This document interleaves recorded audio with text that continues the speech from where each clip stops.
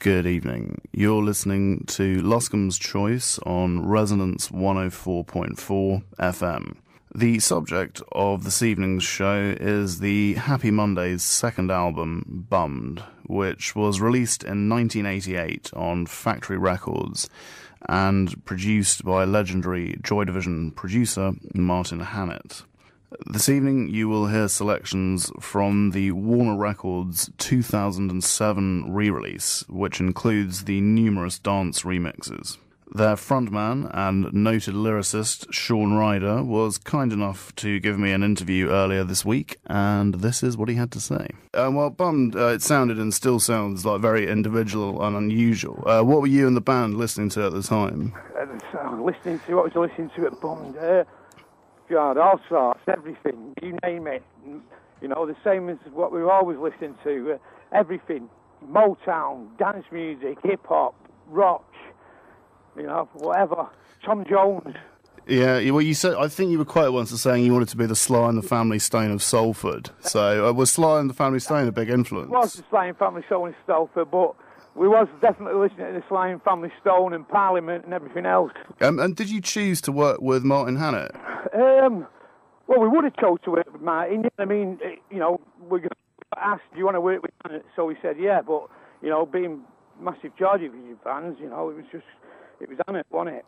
I mean, so, because you had quite a different sound to Joy Division, so did you kind of have an idea what he'd bring to, you know, your sort of aesthetic? Sort of, yeah, you know, sort of an idea. You know, bass and drums, which is what we was all about, or thought we was all about. Yeah, and what was he like to work with? Martin was brilliant. He was a top, clever fella, you know, but you know, he was the same as us all then. You know, we all like to get pretty wasted. How did he stand up in those terms? Was he as... Stand up, mate. Didn't. I mean, it's a lot of times, I mean, you know, then I wasn't that technical at all. I'm not that technical now, but... there was a few times I had to take over that desk. Really? And I think you said once he was the only producer you worked with who could produce while he was asleep. Oh, God, yeah. What was it like recording all the way out in East Yorkshire? Say that again? What was it like recording all the way out in East Yorkshire at the Slaughterhouse? It was pretty mad, really. I mean, because, we was all on the E. Yeah. You know, and back then it was, you know, it was early doors and the good East. You know, we'd be in the middle of this drift field, sort of like... holiday town of Yorkshire. We'll be getting out of our cars at the zebra crossing and dancing there and walking into the pie shops and so it was, you know, people hadn't really seen that sort of thing. Field in 87, 88, whatever it was, 87, 88? Yeah, 87, I think. Yeah. Do songs like Country Song have any particular meaning, or are they just sort of stream of consciousness things? No, I mean, it was just songs, you know. My job was writing songs, and we wanted to do some sort of like country and western type song, you know. I mean, what we didn't want to do was sort of get on, you know, the sort of what the Stone Roses was. Even though they'd not made their album then, they were always playing around in town. Yeah. We didn't get on any sort of that vibe, you know. So was there much like rivalry between you and the Stone Roses? Not at all, no. Yeah. Yeah, I mean, no, you know, never, not at that part, anyway. Yeah. Did you like their music? Because I always got the impression, I'm probably wrong, but that they were a bit kind of envious of you, at least, of the Mondays. But I could be completely wrong. So. Maybe envious because we was like the real deal, you know what I mean? Yeah. Boys and everything. Apart from Manny and Rennie, Ian and Johnny, a bit coachy sort of type kids back then. But no, I mean, they was on their own trip, you know. I mean, the thing about us was we used to scrap so much stuff because we didn't want it sounding like 60s or sounding like that or this, you know. Yeah. So we thought it hadn't been done before, but as you get older, you find out pretty much everything. Yeah, exactly. Well, I know what you mean. I mean, there are kind of, you know, clear influences, but it still sounds like completely original as far as I'm concerned. Do you know what I mean? Well, yeah, that's really good. But I mean, when I came out of that studio as well, I never listened to it after the day I came out of that studio. Really? And I only listened to it again when I think whoever put out that box set about a year ago. Yeah, that's the one I'm playing stuff from. I was going to play some of the dance remix as well. Yeah, is that really the first time you listened to it? Say that again. That was really the first time you'd listened to it? In all them years, yeah. Shit, how come you didn't listen to it afterwards? Was it just something you just did and left to it? I never really do, because it's like, I mean, a lot of the times when we've done something, now I'm always like, we could have done that better. I mean, and then straight away I'm moving on to something else. But I mean, when I did it all those years later, it was like, fucking hell, it's really good. So although you have like that kind of shambolic persona, would you say you're quite a perfectionist? Because that kind of comes across, I think. Probably, yeah. Well, yeah, I am. Did ecstasy play quite a large role in your songwriting, would you say? Not really, no.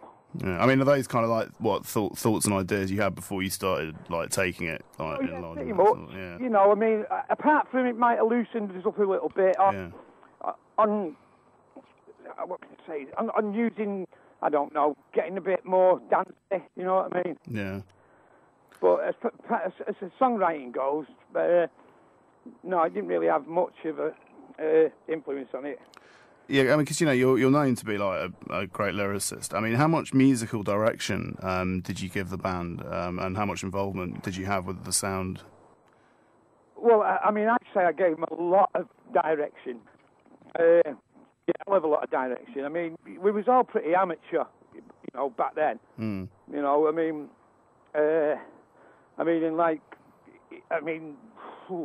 don't want to put anybody down or anything, but some of them weren't as clued up on music as others in the band. Yeah.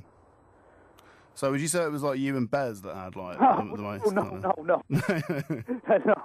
I mean, Bez might think he did. He used to sit in the studio totally stoned. I mean, every second of the day where we was in the studio, Bez would be in there. Yeah. Just listening. His job was to like thumbs up whether the tune was going all right or not. Yeah. But he definitely added like to the whole vibe of the band, though, didn't he? Oh yeah. Definitely part of the band. I mean, but as far as musical input, it was, whether we tested it on him. If he liked it, if he thought it sounded right, it was right. Okay, cool. I mean, it was quite an unusual decision to like enlist Carl Denver. I mean, what made you think of him? Well, again, that was Tony Wilson's idea. Okay. That was right off Tony's idea. So did Factory give you like pretty much complete creative freedom to do what you wanted to do? Pretty much, yeah. I mean, going back to Pills and Frills. I mean, Oakenfold, was a pretty little known DJ then. Yeah. And we did it of OK for going to the Beefer. Mm. And I don't think any other record label, when you came around to produce your record, would be let you go on with an unknown DJ. Yeah. No, never mind an unknown producer. Yeah, exactly. I mean, do you think that's why so many great records came out of Factory, though? The fact that they kind of took risks with their artists and let them, pretty much do what they wanted? Yeah, I think so. And then again, that also might have been one of the reasons why it went under. Yeah, exactly. But I mean, at least some great stuff came out while it was going. Do you know what I mean? I think that's the important thing. What did you think of the various dance remixes, and like what involvement did you have with them? It was pretty much there, I think, when you were doing the mixes with Steve Osborne. Yeah. And then, some of them have absolutely nothing to do with them. You can get away with saying you was executive producer or whatever, just because you said, yeah, I like that. Yeah. Yeah, you once said, I'm not sure how accurately people quote you, but it's a brilliant quote. You said, when it comes to sex, drugs and rock and roll, I can always do without the rock and roll. Do you still believe in that? Nowadays, no, absolutely not. I wish I could say, yeah, I do.